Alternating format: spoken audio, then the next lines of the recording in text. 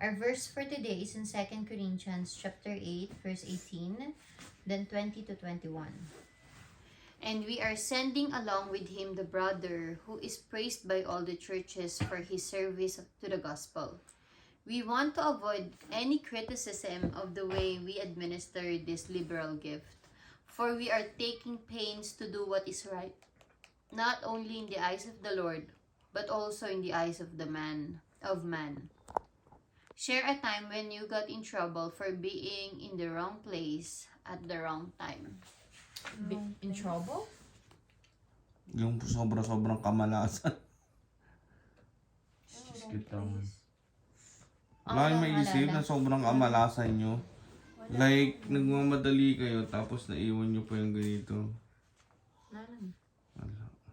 Do Christians need to be concerned about what others think of them? Why No. or why not? That's just calling yourself insecure. Alam mo kung ano, kung wala ka namang tinatapakan tao or maling ginagawa, di ba? Wala kang problema. Wala kayong naisip na mag-iisip Call sila me ng mas... insecure, guys. Oh, insecure siguro. Ako, sometimes yes, sometimes no. When? Sometimes yes, or most of the time no. Parang ganun. Sometimes yes, kasi you have to reflect as well. Kunwari, ganyan ang tingin nila sa'yo. Then, ano yung naipapakita mo para isipin nila yun? 'Di ba? So, ibig sabihin ba, hindi ko nag-glorify si Lord kasi hindi nila nakikita si Lord sa akin. So, you also, in a way, it's a positive thing to also sometimes check kung anong nakikita or naiisip ng mga ibang tao sa'yo. Kasi, it's for you to double check as well kung nasa tama ka pa bang landas, kung tama pa ba ang mga ginagawa mo, kung ang feeling nila is mayabang ka, tas feeling mo hindi, baka hindi mo nakikita lang din yun, 'di ba? So you have also to check kung nasa tamang linya ka pa ba or whatever. Pero minsan kasi ang mga tao, may mga meron palaging masamang masasabi sa iyo, 'di ba? Hindi mo sila palaging mapi-please.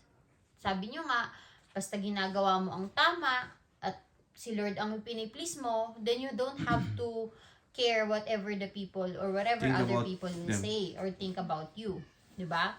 Pero pang cross-check mo yun. Kung ano yung iniisip nila sa'yo or nakikita nila sa'yo, baka hindi mo nagagawa yung dapat mong gawin as a Christian as well. So, sometimes yes, but most of the time no for me. In these verses from 2 Corinthians, Paul and Titus are collecting a large offering so that no one could ever accuse them of stealing the money or using it sinfully. Paul sent an unbiased person to help carry the offering. Paul knew that he was being watched. He knew how important his reputation was among the different churches. He knew that people judged the gospel by his own behavior. So he took great pains to make sure that nothing dishonest could happen or even be said to happen. Paul did not put himself in compromising situations, and neither should we. We can choose to go to a party where we know there will be drinking. We can try to justify it by not drinking anything, but we will be judged based on our proximity to sin.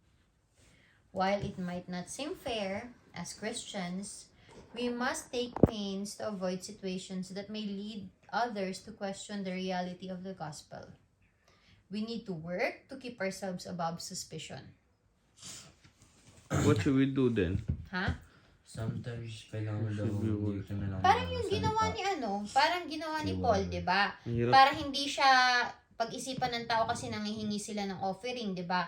So para hindi sila pag-isipan ng ibang tao, ang pinakuha niya ng mga offering is yung mga taong unbiased na tao. 'Di ba? So umiiwas siya. Ibig sabihin lang nun, pinoprotektahan niya yung reputation niya. Kasi napakalaki ng gift na ibinigay sa kanya ang makapag-share ng salita ng Lord. Kung iisipin mo, paano kung ang lumabas o mag-leak na information doon is nangihingi sila kasi nangungurakot sila? Do you think people will still believe in the gospel? And do you think people will still offer whatever they can offer kay Paul para maano yung ministry ni God? Di ba hindi na? Kaya napaka-importante na iningatan niya yung reputation niya. Yun yung sinasabi dito na compromising or may Umiwas. sinabi dito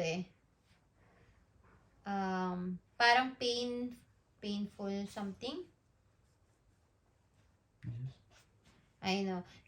As Christians, we must take pains to avoid situations that may lead others to question the reality of the gospel. So, minsan, sinasabi ko nga, di ba, minsan tayo or madalas tayo ang kailangang mag-adjust. That is our calling.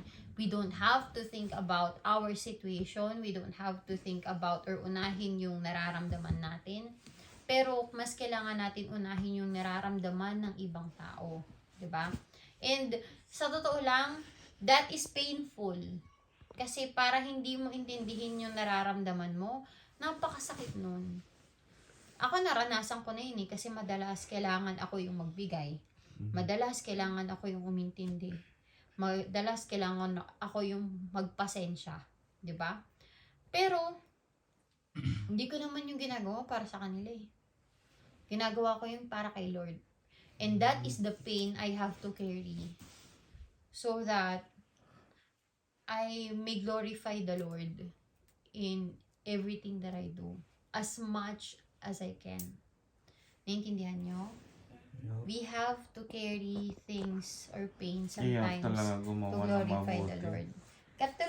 Katulad ni Paul. Di ba kaya nga sabi, di ba, sa Bible, carry your cross every day. It's a choice that you have to make every day.